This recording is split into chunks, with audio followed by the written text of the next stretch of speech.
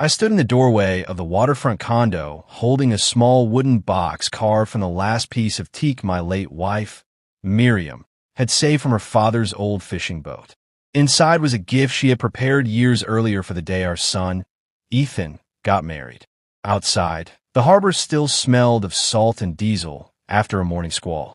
My work boots were still damp at the soles. The canvas jacket I had thrown on after washing up still carried the faint, honest scent of the docks. Across the marble island, my future daughter-in-law, Lauren, set her wine glass down hard enough that the stem rang against the stone. She did not look at me. She lifted a linen napkin to her nose and spoke without raising her voice. "Ethan, I can't eat while that smell is sitting right next to me." I froze. My arm stayed wrapped around the box. "I'm sorry, Lauren. I helped a friend haul a net that snagged on a wreck this morning. I showered and changed, but I guess the docks still cling a little." Lauren's lip curled. Her eyes traveled from my boots to my face. The contempt was plain.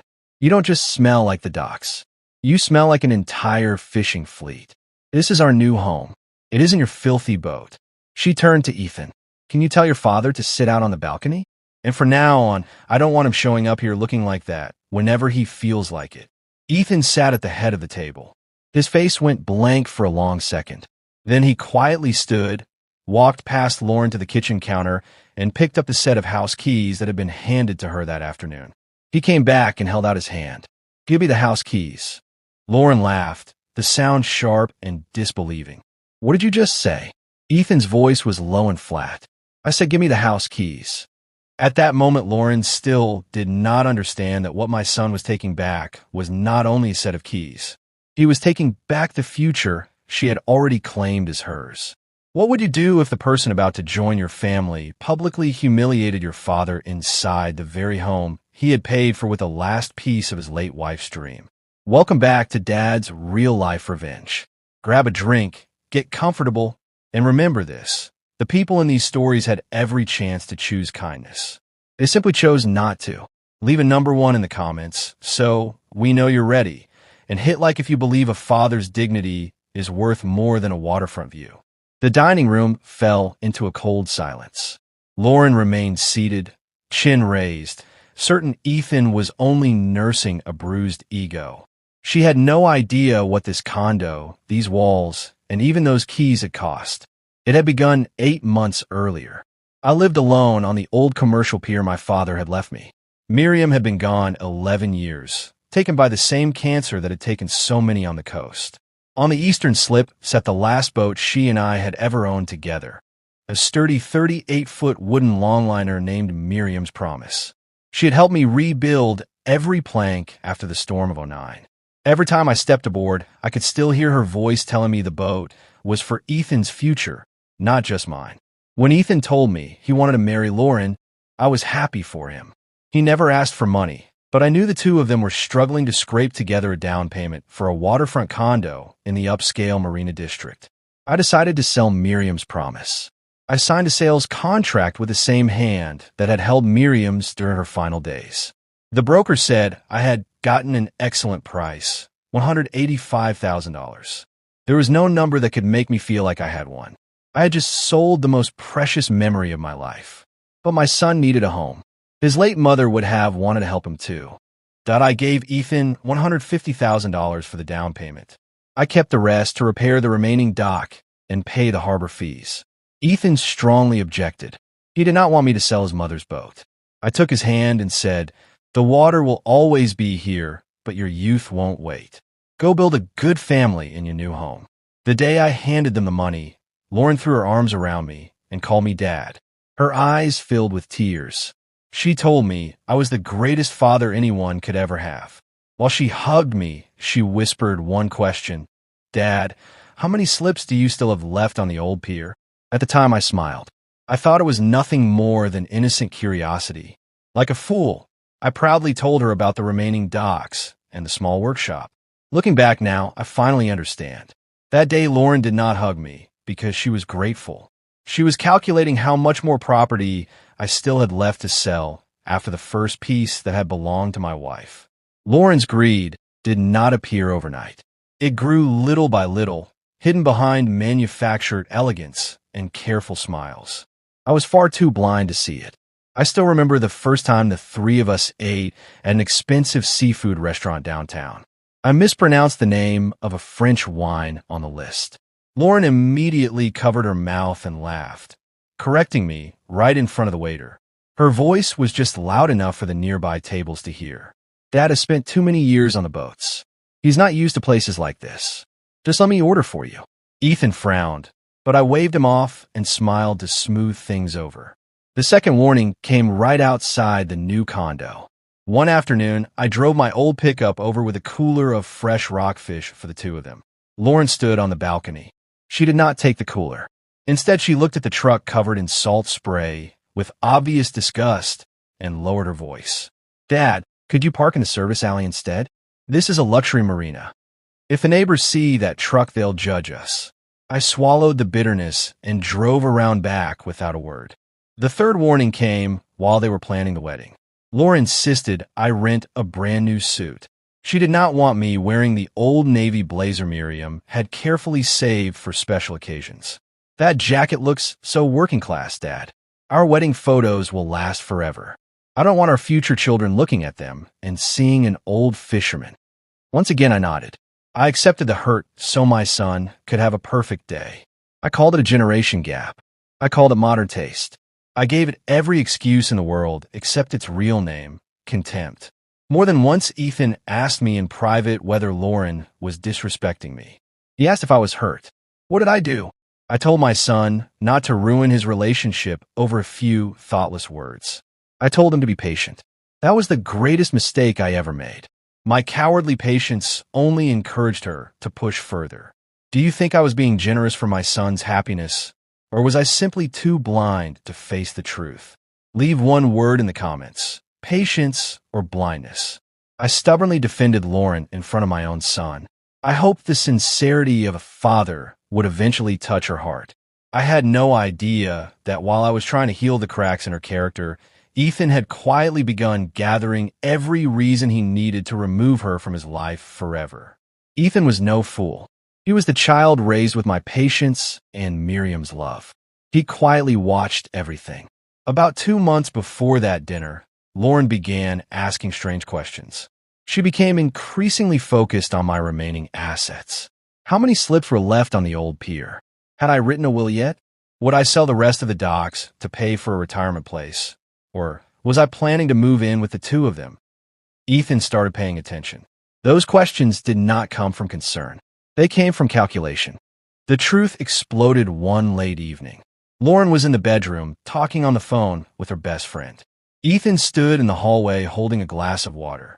Her voice drifted through the crack beneath the door, cold and merciless. Let's just get married first.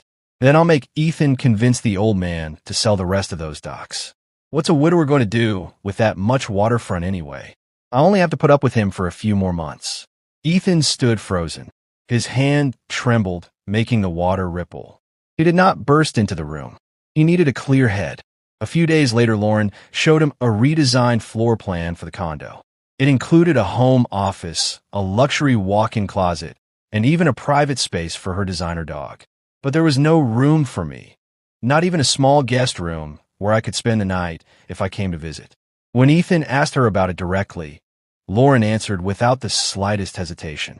Your dad already has that huge pier. He doesn't need to stay here. Besides, the smell of fish will soak into the furniture. Ethan looked at the woman he had once wanted to spend the rest of his life with. He realized Lauren did not just hate the smell of the docks. She hated where he came from. She hated the father who had worked and sacrificed to put him through school. Without telling anyone, Ethan met with an attorney. Since they were not yet married, the purchase contract for the condo was entirely in Ethan's name. The $150,000 down payment had come from me. He also discovered that Lauren had been bragging to her friends everywhere she went. She proudly claimed the $780,000 waterfront condo was a wedding gift from her wealthy future in-laws. Ethan kept all of this from me. He carried the pain by himself. Maybe he was afraid I would be hurt. Maybe he still hoped Lauren was only going through a foolish phase. But he had already decided to give her one final chance at the housewarming dinner. That chance came on this very night. That afternoon, a major problem broke out on the remaining pier. A friend's boat had fouled its propeller on a submerged line, and the tide was turning dangerous.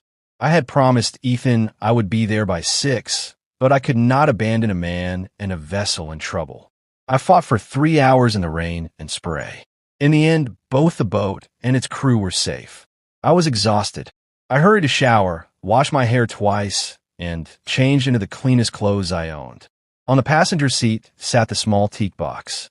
Inside were the most precious things my family owned. A small quilt Miriam had sewn from scraps of old sailcloth, a letter she had written especially for Ethan for the day he got married, and a bottle of homemade blackberry wine from the last harvest we had shared before she grew too weak. I arrived 30 minutes late. All the guests were already there: Lauren's parents, her sister, and 2 elegant friends. Every one of them was dressed in expensive clothes. Lauren answered the door. She did not look at my face. Her eyes went straight to my still damp boots. She frowned, voice filled with disgust. "Did you come straight from the docks?" I forced a smile. "Almost, sweetheart. But I already showered and cleaned up. The boat and the crew are both safe." Not a single person in the living room smiled. Not one person asked about the rescue. Lauren threw the front door wide open as though she were trying to air out something poisonous. She pointed toward the service entrance. "Dad, take your boots off in the mudroom. Don't bring those things onto the new hardwood." I quietly did as she asked. As I stepped into the living room, I heard the soft hiss of air freshener behind me. Lauren was following me, spraying the air everywhere I had just walked. I swallowed the lump in my throat and told myself that for my son's sake I would endure it. Lauren's father sat at the dining table, took a sip of wine, and smirked. "I guess fishermen get used to that smell, don't they?" Lauren answered immediately. "The problem is the people around them don't." Ethan heard every word. His hand froze around his knife and fork. He set them down hard on the porcelain plate. The sharp clack echoed through the room, but he still held himself back. He wanted to see just how far Lauren was willing to go. I pulled out my chair and was about to sip his cider. I thought the worst I would have to endure was a tasteless joke. But the moment I slid the chair back, Lauren sprang to her feet as though I had just placed a rotting fish on the table. She took 2 steps back, folded her arms, eyes filled with disgust. "I can't sit here and eat next to him." Ethan looked up. His eyes were as cold as the winter harbor. "Why?" "Because he smells like the docks." Silence swallowed the entire room. Lauren's mother lowered her eyes to her plate. Her father turned his head away. My throat felt bitter. I clutched the wooden box tightly. I forced a peaceful smile and stood up. "I'm sorry, everyone. I'll move to another seat." But Ethan reached out. His strong hand rested firmly on my shoulder and gently pressed me back into the chair. Seeing that, Lauren raised her voice. She no longer bothered to hide herself. "Ethan, I've tried to be polite so many times. This is an upscale marina. If the neighbors see your dad's old pickup, those wet boots, and him looking like this, what are they going to think? I don't want them thinking we're that kind of family." Ethan spoke through clenched teeth. "What kind of family? The kind that doesn't know how to behave. The kind that brings the smell of fish and diesel into a $700,000 condo." Lauren pointed directly at my face. "You can go back to the pier, clean yourself up properly, and come back some other time." It was only then that Lauren's mother spoke, but not to stop her daughter. She calmly added one sentence. "Maybe every family should have its own boundaries." "Ethan," my dignity had been completely trampled. I stood up and picked up Miriam's gift box. "It's all right, Ethan. I'm going home." Ethan shot to his feet. He looked at Lauren, then straight into my eyes. "No, Beth, you're not the one who needs to leave." He walked slowly toward Lauren and held out his hand. "Give me the house keys." Lauren curled her lip into a faint mocking smile. She still thought Ethan was simply overreacting. "Don't make such a big deal out of one comment." "It isn't one comment. It's every comment before that I pretended not to hear." Lauren let out a cold snort. She reached into her purse, pulled out the keys, and threw them onto the dining table with a loud thud. She still believed Ethan would apologize the next morning. Then he took out his phone and read a text message. I had no idea what it said, but the color instantly drained from her face. Ethan unlocked his phone. The blue glow shone directly across Lauren's pale face. His voice echoed through the silent room, calm and deliberate, every word crystal clear. I only have to put up with the old man until after the wedding. That pier is worth at least $3 million. Once we're married, Ethan will have to choose between his wife and the old man. He swiped the screen and read another.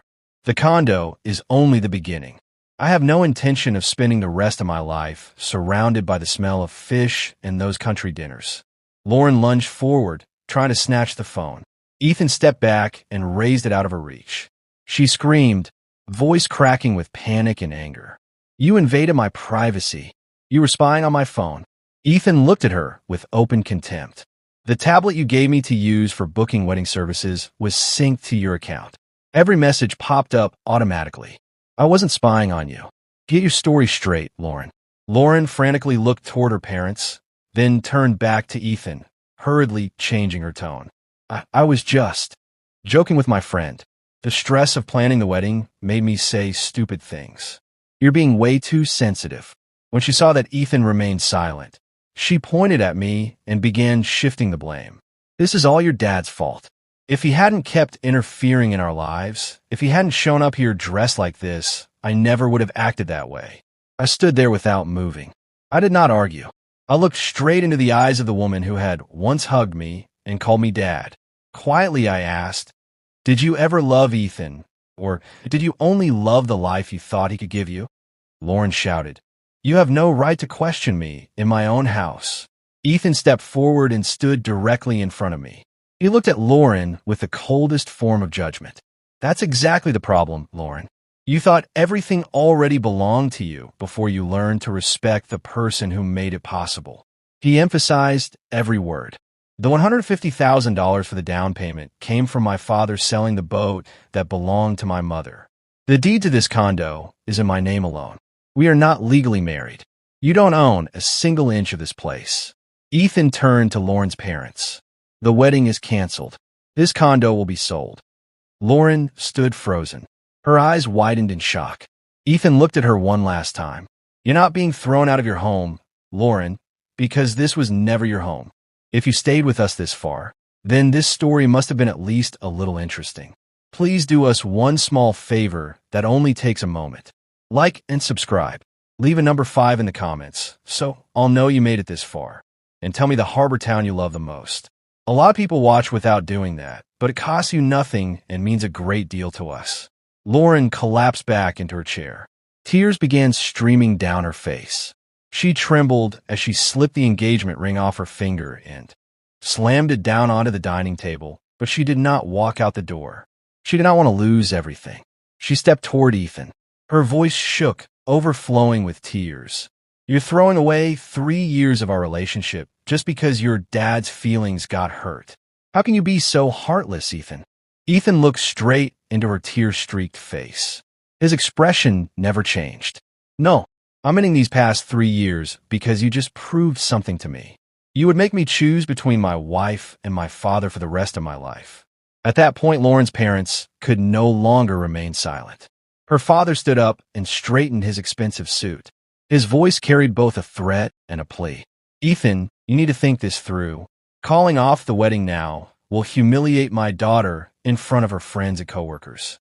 Our family cannot bear that kind of shame. Ethan turned to look at him. His eyes were as sharp as knives. Then what about your daughter publicly humiliating my father in front of everyone at this table? Is his dignity worth less than your family's reputation? Lauren's mother quickly grabbed her daughter's arm and urged her. Lauren, apologize to him. Hurry. Lauren bit her lip. She turned toward me. Tears had smeared her expensive makeup. The apology that came from her mouth was forced and bitter. I'm sorry if you felt offended. I looked at the young woman standing before me. I slowly shook my head. My voice was calm but unwavering. That isn't an apology, Lauren. You're not apologizing for the cruel things you did. You're only apologizing because I wasn't quiet enough to let you escape the consequences. Lauren froze. She realized I was no longer the old fisherman she could bully. She quickly dropped to one knee beside Ethan and grabbed the hem of his jacket. Ethan, I promise I'll change. I'll never be like that again. Please. Ethan calmly reached into his jacket pocket and pulled out a stack of documents. They were official papers from his attorney. He placed them on the table. This is the formal notice canceling our wedding contract. And this is the order to list the condo for resale. Lauren's eyes went wide. She screamed, "You've lost your mind. You can't sell it. We picked out every paint color and every curtain together." Ethan brushed her hand off his jacket. "My father paid for this condo with the boat my late mother treasured most. I will never build a future with someone who looks down on the two people who gave me life." Ethan did not yell. He did not throw things. He did not lower himself with insults or profanity. He simply took back everything Lauren had believed was already hers: the house keys, the engagement ring, the wedding plans, and the privilege of ever becoming part of my family. Lauren's parents pulled her to her feet in humiliation. They left without another word. Only my son and I remained in the $780,000 condo. I gently patted Ethan on the shoulder. The two of us embraced in the silent room. I thought everything had ended there. But the next morning the sun had barely risen over the water when the doorbell at the old pier house rang. I walked outside. Lauren was standing there. She was dressed far more simply than she had been the night before. Her eyes were swollen from crying all night. She had come alone. I opened the gate. She looked at me, eyes filled with desperation. "Dad, please convince Ethan to come back to me. I truly love him." I leaned against the wooden railing and looked at her quietly. "Did you come here because you love him, or because you're afraid of losing everything you thought was about to become yours?" Lauren froze. The forced smile on her lips disappeared. When she realized I was not going to soften, her true nature quickly resurfaced. She stepped closer and lowered her voice, trying to persuade me. "Just think about it, Dad. If the condo is sold now, we'll lose a fortune in realtor fees and contract penalties. We've already paid deposits for the wedding too. If you turn that $150,000 into a joint wedding gift and put my name on the property title, Ethan will see that you support us. He'll come back." I looked at the young woman standing before me with deep sadness. "You came here asking me to save your marriage. Yet the very first thing on your mind is still seeing your name on the deed." At that moment, the workshop door behind me swung open. Ethan walked out. Lauren spun around in shock. The color drained completely from her face. She had never expected Ethan to be at the pier that early. What she also did not know was that before coming here, she had sent him a text message hoping to intimidate him. "I'm going to see the old man and settle this once and for all." Ethan walked toward her, looking at her with complete contempt. "Thank you, Lauren." Part of me worried I had made my decision too quickly while I was angry. But now I don't have a single doubt left. Lauren completely fell apart. She turned, ran to her car, and sped away in bitterness. Over the following days, the consequences came one after another. The new condo was quickly put on the market. After the expenses were deducted, the down payment was returned to me. Ethan used his own savings to cover the cancellation fees for the wedding services. Lauren had to explain to her friends and coworkers why the wedding had been called off. The truth about her greed spread quickly. The same people who had once listened to her proudly brag about the waterfront condo now looked at her with mocking eyes. She lost her love. She lost her respect. And she lost the wealthy future she had believed was already hers. A few weeks later, Ethan came to me with a decision. He used the rest of his savings to contact the new owner of Miriam's Promise. With complete sincerity, he asked if he could buy back one small section of the property, the eastern slip where Miriam and I had always kept the boat. The new owner agreed. That afternoon, my son and I stood together on the eastern slip. The scent of salt water after the rain and the familiar smell of diesel and wet wood surrounded us. Ethan dug a small hole beside the cleat where Miriam used to tie the stern line, and together we planted a young white pine seedling, the same kind she had always said belonged near the water. My son could never bring his mother back, but on that day, he protected the lesson she had spent her entire life teaching him. Never build your own happiness on someone else's humiliation. 3 months had passed since that day. Ethan moved back to the pier house to live with me. The old place was filled with laughter once again. The two of us repaired the remaining dock together, cared for the few boats still tied there, and tended the new pine on the eastern slip. The young tree had already begun to put out its first green needles. Tonight, I sat at the wooden table in the living room. Slowly, I opened the teak box, the gift that had never been given during that housewarming dinner. Inside was the small quilt Miriam had sewn herself from scraps of old sailcloth. Beneath it lay a letter, its pages yellowed with time. Miriam had written it to Ethan during her final days in the hospital bed. I called Ethan over. He sat down beside me. I read him his mother's words. Asterisk, my beloved son, when the day comes that you have a family of your own, I only hope you remember one thing. Real love will never make you feel ashamed of where you came from. The right person will never pull you away from your family. They will quietly help make room for one more chair at our family table. Ethan sat in silence. Tears rolled down his cheeks. I did not lecture him with empty words. I simply rested my rough hand on my son's shoulder. Looking back on everything that had happened, I came away with several painful but priceless lessons. The first lesson: never ignore small acts of disrespect. Cruelty rarely kicks your front door down. It usually slips inside, disguised as a tasteless joke, a look of contempt, or a half-hearted apology. The second lesson: the way your partner treats your parents reflects who they truly are. They do not have to love your parents the way you do, but they must respect them. Without respect, marriage is nothing more than an expensive condo built on unstable ground. The third lesson: protecting your family does not mean protecting wrongdoing. Ethan did not stand up for me simply because I was his father. He stood up for a boundary that should never be crossed. No one has the right to use love as an excuse to force another person to accept humiliation. The fourth lesson: patience in the wrong place becomes an accomplice to wrongdoing. I once believed that staying silent would preserve my son's happiness. Instead, that weak silence taught a greedy person that she could go even further. Do you think Ethan made the right decision by calling off the wedding that very night? Leave your thoughts in the comments.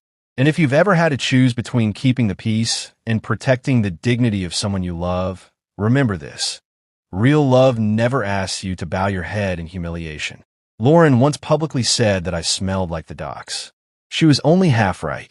I carried the scent of salt, sweat, wet wood, and a lifetime of honest work. But that night, the thing that polluted the room was never my boots. It was her greed and her arrogance.